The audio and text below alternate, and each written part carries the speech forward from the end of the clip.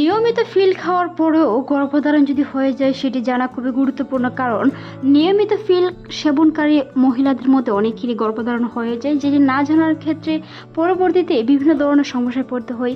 সন্তান প্রতিবন্ধী থেকে শুরু করে প্রিমেচুর শিশু পর্যন্ত জন্মগ্রহণ করতে পারে, কারণ একজন মা যখন না জানবে সে গর্ভবতী, তার সচেতনতামূলক কোনো কিছু কাজ বা বিভিন্ন ধরনের ডক্টরিক পরামর্শ থেকেও বঞ্চিত থাকবে।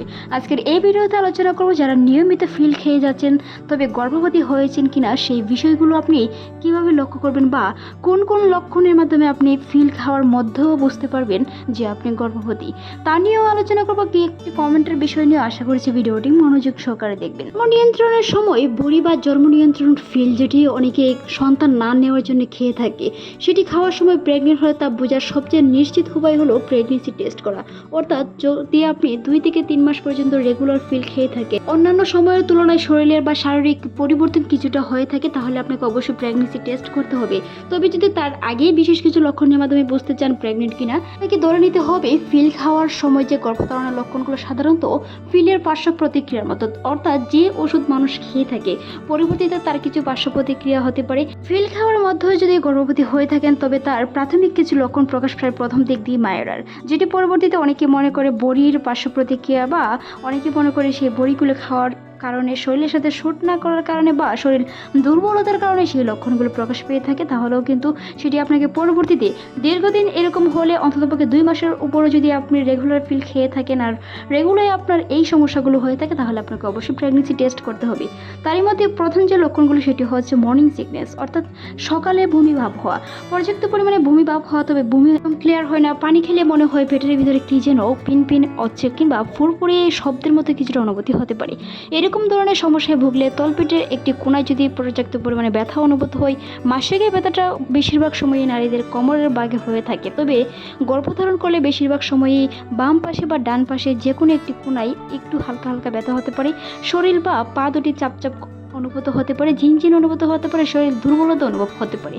পার্শ্ব প্রতিক্রিয়ার মতো যে কোনো ওষুধ খেলে তার পার্শ্ব প্রতিক্রিয়া মাথা ঘোরানো থেকে শুরু করে পর্যাপ্ত পরিমাণে ঘুম পাওয়া, একটু কাজ করলে হাঁপিয়ে যাওয়া, ক্লান্ততা অনুভব করা, এমনকি শরীর কিছুটা ঝিমঝিম ভাব অনুভূত হওয়া, সেই লক্ষণগুলো যদি প্রকাশ পায় অবশ্যই আপনাকে প্রেগনেন্সি টেস্ট করে দেখতে হবে গর্ভধারণ হয়েছে কিনা।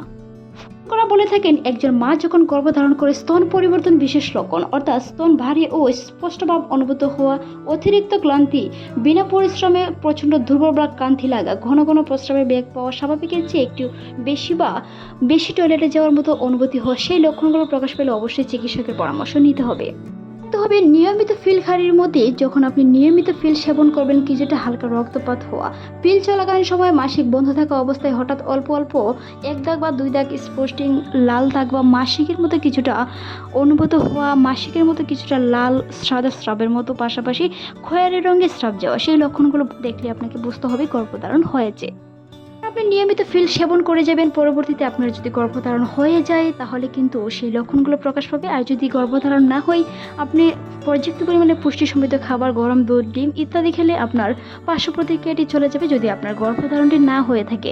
পরবর্তীতে যদি গর্ভধারণ হয়ে থাকে, সেই লক্ষণগুলো যদি আপনি পর্যাপ্ত পরিমাণে ভিটামিন বা পুষ্টি সমৃদ্ধ খাবার খেয়ে থাকেন, সেই লক্ষণগুলো অবশ্যই থেকে যাবে অন্ততপক্ষে 3 মাস পর্যন্ত। অন্ততপক্ষে 2 মাস যাওয়ার পর প্রেগনেন্সি টেস্ট করে দেখতে হবে গর্ভধারণ হয়েছে কিনা। এই লক্ষণগুলো প্রকাশ পায় তাহলে আপনাকে কী করতে হবে? সাধারণভাবে কিছুটা আপনার মাসিক বা পিরিয়ড পিলের কোন সপ্তাহ হয়েছিল তা খেয়াল রাখতে হবে। সঠিক ফলাফল পেতে পিলের পাতা শেষ হওয়ার পর বা সন্দেহ হলে যে কোনো ফার্মেসি থেকে প্রেগনেন্সি কিট কিনে পরীক্ষা করতে হবে। পিল চলাকালীন এ ধরনের কোনো লক্ষণ দেখা দিলে অবশ্যই একজন স্ত্রী বিশেষজ্ঞ কিংবা গাইনোকোলজিস্ট ডক্টরের সাথে পরামর্শ করে নিতে হবে। তাই নিয়ে দুশ্চিন্তা না করে অবশ্যই চিকিৎসকের পরামর্শ নিন। ভিডিওটি এই পর্যন্তই। ভালো থাকুন, সুস্থ থাকুন, ধন্যবাদ।